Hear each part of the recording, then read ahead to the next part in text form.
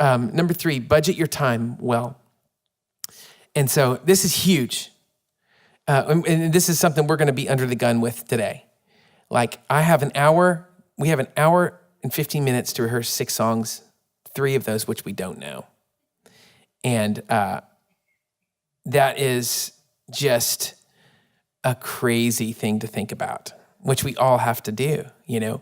And I'm hoping some of these guys are going to jump in, but a couple things that I do when I'm like high level approaching, I have an hour, typically it's an hour and 15 minutes. By the time we're all hearing ourselves and it's time to go, I start with the main set. So say there's a starting song, maybe there's an offering song, maybe there is a special music song, maybe there's a closing song. I just put all those on the shelf and I'm just going for that main 3 or 4 song set because I feel like that's mainly what we're there to do. Not that the other ones aren't important, they're super important. I'm just saying like that 3 or 4 song set, if we're gonna get to something, I wanna get to that because I want to create a 20-minute experience and like something that somebody can actually have a conversation with God without being super distracted. And right? And so that's what I do. One thought about that. Once we get done with that, if we have time, we move on to the next important song. And typically we'll get through it. But most of the time, if I have an hour and 15 minutes, I'm definitely not going over like 5 songs, like max. And sometimes it's just 4 songs and we'll reprise a song because I just want to maximize what we can do and deliver.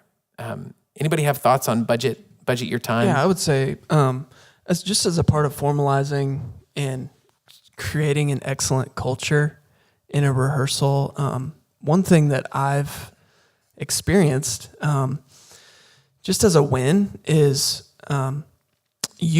strive for using your rehearsal as a time not to learn the songs, but as a time to perfect them. And I know it's easier said than done, but having that as a vision, maybe for yourself or your department or your team, you'll find your team go to the next level.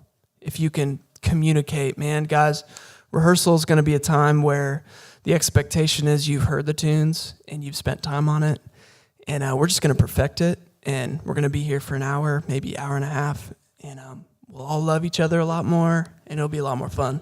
So that's one thought that I have on that. Yeah, so rehearsal, and I loved these questions before. That's such a great idea, and I love the honesty. We're always going to have my band, and sound guy is a lot. These guys, play with us often.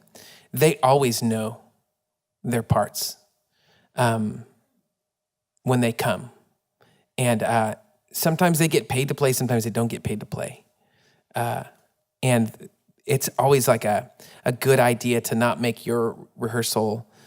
Granted, we don't have a rehearsal on a different day than and I know a lot of you do. You'll be like, hey, let's rehearse on Thursday night and then go Sunday. So, we lead a service on Tuesday night for young adults. So we rehearse and then we go. And then we lead a service on Saturday. We rehearse and then we go. And so you have less options there. I realize that. It's like, you don't have like some days in between a rehearsal and go time. But all of our guys come in knowing the songs. And there's always going to be somebody who like had a hard week. They're listening to the new song we're doing on the way there. They're kind of like trying to make a little chart in their head. And, I'll know that and I'll have some charts. But I print charts every week, but rarely use any charts as far as the band is concerned. I'm always using, because I can't remember any words. It's an issue. Pray for me. I try. I spend time on it. It's difficult.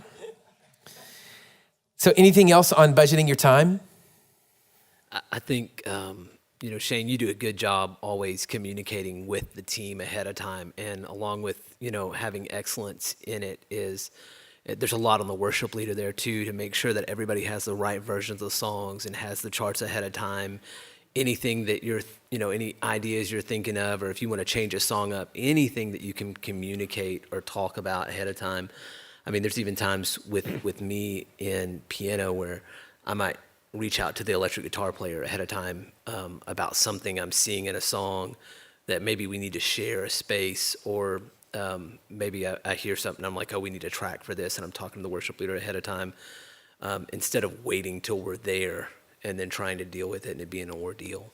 And I think, too, that a lot of that has to do with the culture that is created in the environment that we work in, because if you come because of the culture, if you come and you don't know the song, you're going to feel pretty awkward. You know what I'm saying? Because most people know it, and then if the guitar player, like a lot of times, won't know the lead line, and then like everybody's trying to sing it to him, you know, and it's just like, you don't want to be that guy, you know. But so, I mean, I think all the guys, even now, I mean, because of that, and it might take time for your team, whether you're a tech guy or whether you're whatever you're doing in a service, but to take that back with you and say, man, band, if your worship leader is not giving you the songs in time, it's just like, man, we want to be excellent. Hit them up. I mean, some of our guys, if Shane hadn't set the songs, they'll hit us up. They're like, hey, do you have a set list for Tuesday? I mean, they'll do that. And I think if you're in the band and you want to be prepared, push each other towards excellence. You know, I mean, I think, I just getting the village involved is super helpful, and even giving each other that authority to really like speak into each other's lives in that. It's just like, man, we want to come prepared, man, and let's just encourage each other and build each other up in that. So